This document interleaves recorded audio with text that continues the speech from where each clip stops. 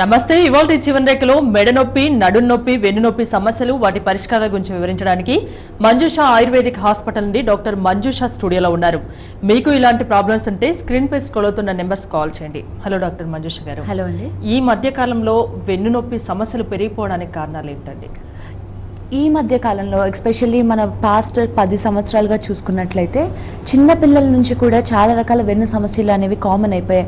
So ఎవరికి కానీ 10 మందిలో 7గురికి కనీసం మెడ నొప్పి లేదంటే నడుము నొప్పి లేదంటే వెన్ను సమస్యలతో చూస్తూ ఉంటాం. సో బేసిక్గా చాలా మటుకు వీటిని ఆక్యుపేషనల్ ఎయిల్మెంట్స్ అని అంటాం.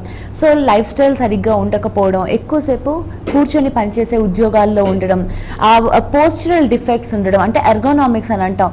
సో కూర్చునే పోస్చర్ కానివ్వండి, నిలబడే పోస్చర్ కానివ్వండి సరిగ్గా లేకపోవడం, సో వెన్ను మీద ప్రెషర్ ఎక్కువ పడుతూ ఉండడం, అలానే ఈ మధ్య కాలంలో శారీరక శ్రమ తగ్గిపోతుంది.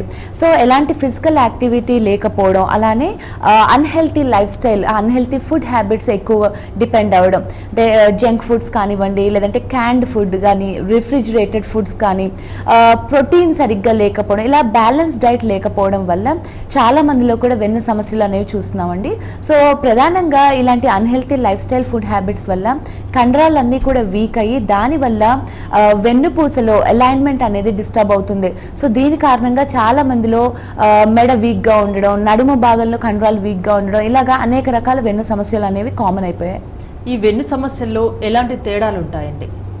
వెన్ను సమస్యలో డిఫరెంట్ కండిషన్స్ ఉంటాయండి. సో ఎస్పెషల్లీ మనం చూసినట్లయితే ఇందాక నేను చెప్పినట్టు ఈ అన్హెల్తీ లైఫ్ స్టైల్ వల్ల, అన్హెల్తీ ఫుడ్ హ్యాబిట్స్ వల్ల కండరాల్లో వీక్నెస్ అనేది చాలా మందిలో పెరిగిపోతుంది. అలానే విటమిన్ డి డెఫిషియన్సీ వల్ల కూడా. సో ఈ కండరాల్లో వీక్నెస్ ఎప్పుడైతే మనం అశ్రద్ధ చేస్తామో, సరైన ప్రికాషన్స్ పాటించమో, దానివల్ల ఈ వెన్నుపూసలో స్పేసెస్ అనేవి తగ్గిపోతూ ఉంటాయి. సో వెన్నుపూస అనేది it's made up of small bones. So చిన్న చిన్న బోన్స్ తోని ఫామ్ అయి ఉంటుంది. సో దాని కారణంగానే ఒక మనిషి కూర్చోవడం కానీ, బెండ్ అవ్వడం కానీ, లేదంటే నిలబడడం, అలా ఎలా కావాలంటే అలా బెండ్ అవ్వడానికి సూటబుల్గా తయారు చేయబడింది. సో ఈ వెన్నుపూసకి వెర్టిబ్రేకి మధ్యలో గ్యాప్స్ ఉంటాయి. సో ఆ గ్యాప్స్ నుంచి నరాలన్నీ కూడా బ్రెయిన్ నుంచి బాడీ అంతా కూడా సర్క్యులేట్ అవుతూ ఉంటాయి. సో ఈ కండరాల వీక్నెస్ వల్ల ఆ గ్యాప్స్ అనేవి దగ్గరకు వచ్చేయడం, దూరం వెళ్ళిపోవడం లాంటివి జరుగుతూ ఉంటాయి.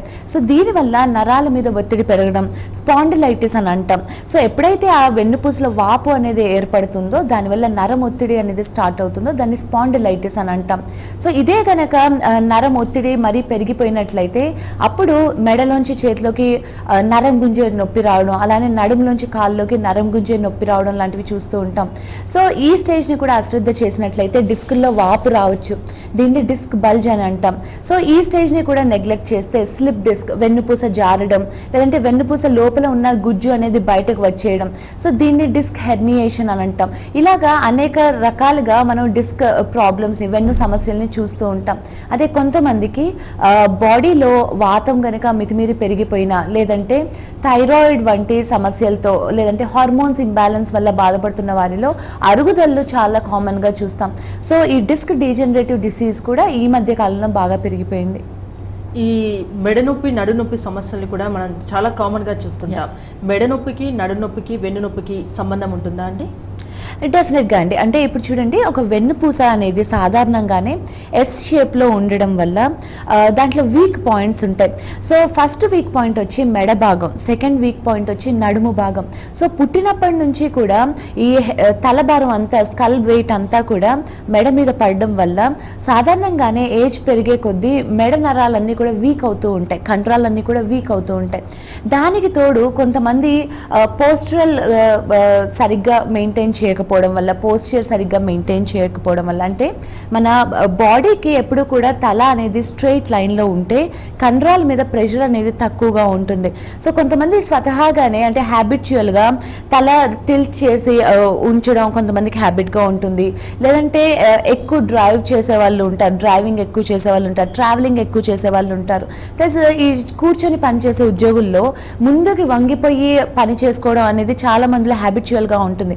సో దాని కారణంగా మెడ భాగంలో కండరాలన్నీ కూడా వీక్ అయిపోతూ ఉంటాయి. అలానే శరీర భారం అంతా కూడా పడేది నడుము మీద కాబట్టి నడుము సాధారణంగానే కొంచెం లోతుగా ఉంటుంది. సో దాని మీద మరి శరీర భారం అంతా పడడం వల్ల నడుము భాగం కూడా వీక్ అవుతూ ఉంటుంది. సో చాలా మందిలో మనము మెడ సమస్యలు, నడుము సమస్యలు చాలా కామన్గా చూస్తూ ఉంటాము.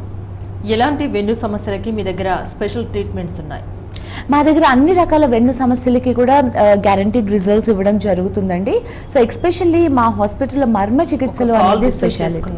మళ్ళీ డిస్కషన్ కంటిన్యూ చేద్దామండి. శామ్యూల్ హైదరాబాద్ నుండి. శామ్యూల్ గారు మాట్లాడండి.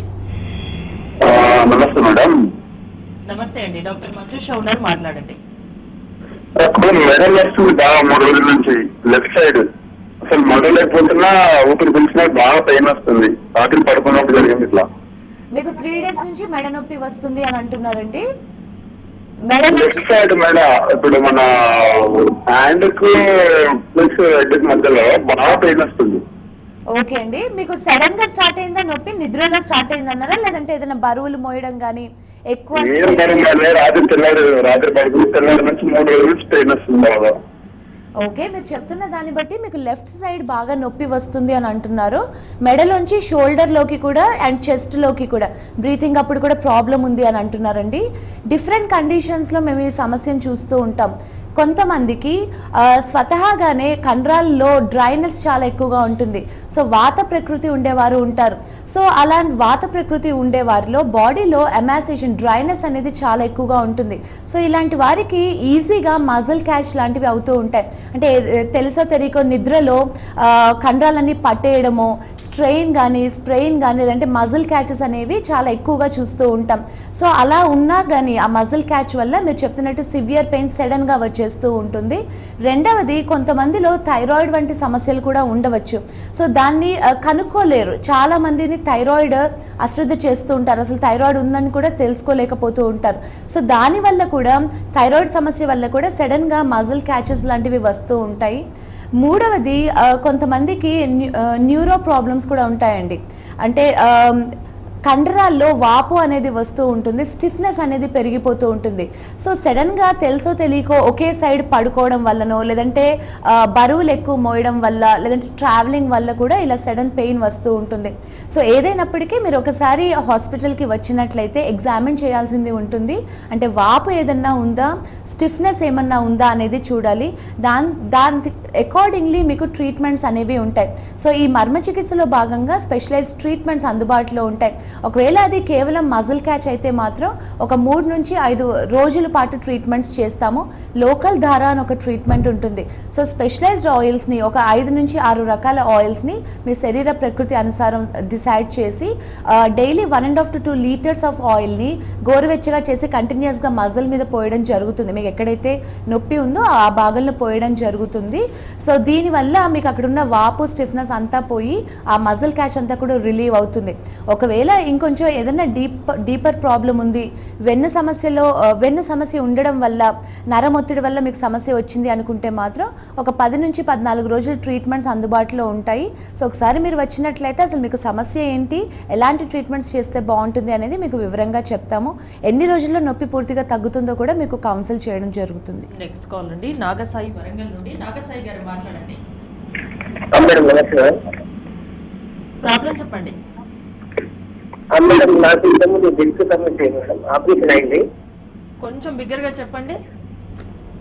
మేడం ఇవ్వట్లేదు. మీరు చాలా లో వస్తుంది, చెప్పండి. హలో నాగసాయి గారు కొంచెం బిగ్గరగా మాట్లాడండి. మేడం, నా పేరు నాగచారి మేడం. ఓకే, నాది ఇంతకుముందు ఇక్కడ విన్న సమస్య మేడం, దిల్సు సమస్య ఆపరేషన్ అయింది, సర్జరీ. మీకు డిస్క్ సమస్య అని చెప్పారండి? అవునండి, చెప్పారు. ఆపరేషన్ అవసరం అని చెప్పారు. ఆపరేషన్ అవసరం అన్నారు. ఆల్రెడీ ఆపరేషన్ అయిపోయింది మేడము. ఓకే, ఆ మందులు వాడుతున్నాము. మందులు వాడుతుంటే బాగానే ఉంటుంది. మళ్ళీ మందులు అయిపోయినాక కూడా ఒక 2-3 నెలలు బంద్ చేసినాక మళ్ళీ యథావిధిగా నొప్పి నీళ్ళు రావడం అవుతుంది మేడం. నొప్పి మళ్ళీ వచ్చేస్తుంది. మీ ఏజ్ ఎంత అండి? 32 మేడం. మీకు 32 ఇయర్స్ అని చెప్తున్నారు, మీకు ఆల్రెడీ వెన్ను సమస్య ఉంది, ఆపరేషన్ అయింది అని చెప్తున్నారు.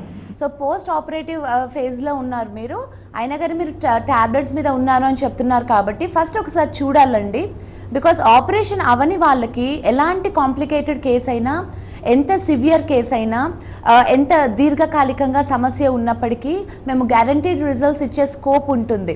బికాజ్ న్యాచురల్ స్పైన్ అనేది న్యాచురల్గా ఉంటుంది కాబట్టి అక్కడ డిస్క్ వెన్నుపూస జారిన డిస్క్ హెర్నియేషన్ ఉన్నప్పటికీ, డిస్క్ బల్జ్ కూడా సివియర్గా ఉండి కెనాల్ మొత్తం అంటే వెన్ను కెనాల్ మొత్తం మూసుకుపోయినప్పటికీ మీకు గ్యారంటీడ్ రిజల్ట్స్ ఇస్తాము. అంటే 3 నుంచి 4 వారాలు స్పెషలైజ్డ్ ట్రీట్మెంట్స్ ద్వారా. కాకపోతే మీకు ఆల్రెడీ సర్జరీ అయింది అని అంటున్నారు కాబట్టి మీరు ఒకసారి హాస్పిటల్కి వచ్చినట్లయితే, మీతో పాటు మీ దగ్గర ఉన్న స్కాన్స్ అన్నీ తీసుకొని వచ్చినట్లయితే అసలు మీకు సమస్య ఏముండింది, దేని గురించి మీకు ఆపరేషన్ చేశారు అనేది చూడాలి. అకార్డింగ్లీ మీకు మెడిసిన్స్ చాలా బాగా ఉంటాయండి. కొంతమందికి పోస్ట్ ఆపరేటివ్ కూడా వారికి నొప్పి అనేది తగ్గకుండా ఉంటుంది మీరు చెప్తున్నట్టు. సో అలా అని ఎక్కువ రోజులు పెయిన్ కిల్లర్స్ వాడడం కూడా కరెక్ట్ కాదు. కాబట్టి మీరు డెఫినెట్గా ఒకసారి వచ్చినట్లయితే మీకు స్పెషలైజ్డ్ ఆయిల్స్ అండ్ ఆయింట్మెంట్స్ అందుబాటులో ఉంటాయి. సో అక్కడ ఇంకా ఏదైనా వాపు కానీ నరమొత్తిడి కానీ ఉన్నట్లయితే మీకు ఆయిల్స్ అండ్ ఆయింట్మెంట్స్ ద్వారా చాలా వరకు తగ్గిపోతుంది. ఒకవేళ సమస్య మరీ ఎక్కువగా ఉంటే మాత్రం, అంటే వెన్నుపూస కొంతమందికి చాలా వీక్గా ఉంటుంది, అలా ఏదైనా ఉంటే మాత్రం మీకు సూటబుల్ ట్రీట్మెంట్స్ అనేవి సజెస్ట్ చేస్తాం. సో సాధారణంగా ఈ పోస్ట్ సర్జరీ వాళ్ళకి సర్జరీ అయిన తర్వాత నవరకిడి అని ఒక ట్రీట్మెంట్ ఉంటుంది. సో డైలీ కూడా 2 నుంచి 3 లీటర్ల పాలతోని స్పెషలైజ్డ్ కషాయమ్స్ అండ్ రైస్తోని మీకు ఈ ట్రీట్మెంట్ చేయడం జరుగుతుంది. సో ఒక 10-14 రోజులు ఈ ట్రీట్మెంట్ మీరు చేయించుకుంటే మంచిది. వెన్నునొప్పి సమస్యలకి మీ దగ్గర ఉన్నటువంటి ట్రీట్మెంట్ గురించి చెప్తున్నారు ఇంతకుముందు. యాక్చువల్లీ మా హాస్పిటల్లో మర్మ చికిత్సలు అని స్పెషాలిటీ అండి. సో ఈ కేర్లీ ఆయుర్వేదంలోనే మర్మ చికిత్సలు అనేది it's a super speciality. It's for healing procedure అనమాట. సో బేసిక్గా ఈ వెన్ను సమస్యలు అన్నీ కూడా they are just like fracture అనేది మనకి ఏదైనా యాక్సిడెంట్ వల్లనో సడన్గా పడడం వల్లనో అయ్యేది. అయితే ఈ స్పైన్ ప్రాబ్లమ్స్ అనేది చాలా వరకు వేర్ అండ్ టేర్ ఇంజురీస్ అని అంటాం. సో చాలా కాలంగా వెన్ను మీద ఒత్తిడి పెరిగి ఉండడం వల్ల మెల్లమెల్లగా అక్కడ వాపు కానివ్వండి, స్టిఫ్నెస్ కానీ, అరుగుదల కానీ వస్తూ ఉంటాయి. సో ఇలాంటి వెన్ను సమస్యలకి, మోకాలు చిప్ప అరుగుదలకి, పక్షవాతానికి ఈ మర్మ చికిత్సలు అనేది it's a super speciality. So ఈ మర్మ చికిత్సల్లో భాగంగా మా హాస్పిటల్లో 35 నుంచి 40 రకాల ట్రీట్మెంట్స్ ఉంటాయి. సో ఈ కేర్లీ ఆయుర్వేదం పంచకర్మ చికిత్సలతోని ఈ మర్మ చికిత్సల్ని క్లబ్ చేసి ట్రీట్మెంట్స్ అందించడం జరుగుతుంది. సో ఈ మర్మ చికిత్సల ద్వారా ఎలాంటి వెన్ను సమస్య అయినా, కొంతమంది ఈ వారం 10 రోజుల నుంచి నొప్పి ఉండేవారు వస్తారు. అలానే మా దగ్గరికి కొంతమంది 15-20 సంవత్సరాలుగా సమస్యలతో బాధపడుతూ ఎలాంటి చికిత్సలతో కూడా క్యూర్ లేని వాళ్ళు కూడా మా దగ్గరికి వస్తారు. సో ఇలా చిన్న సమస్యల నుంచి సింపుల్ స్ప్రెయిన్ దగ్గర నుంచి spondylitis, disc bulges, slip disc cases, disc herniation, అలానే యాంకిలోజింగ్ స్పాండిలోసిస్, వీటన్నిటికీ కూడా మేము స్పెసిఫిక్ ట్రీట్మెంట్స్ ద్వారా రిజల్ట్స్ని ఇవ్వగలుగుతున్నాం. ట్రీట్మెంట్ గురించి మరింత డిస్కస్ చేసే ముందు షార్ట్ బ్రేక్ తీసుకుందాం. చూస్తూనే ఉండండి TV1.